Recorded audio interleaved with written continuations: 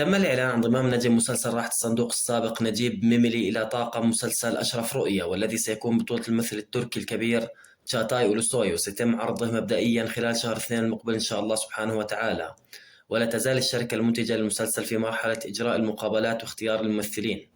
نجيب ميميلي الذي انفصل مؤخرا عن طاقم مسلسل راحة الصندوق بعد تجريد شخصية ريها في موسم ونصف تقريبا، يبدو أنه سيعود إلى أدوار الأكشن من جديد، حيث أن قصة مسلسل أشرف تدور في إطار أكشن درامي. طبعا محبين وعشاق مسلسل حفرة يودون رؤية نجيب ميميلي في دور مشابه لشخصية جمالي والتي جسدها في مسلسل حفرة، والتي حصل الممثل على إثرها على شعبية كبيرة داخل وخارج تركيا على حد سواء.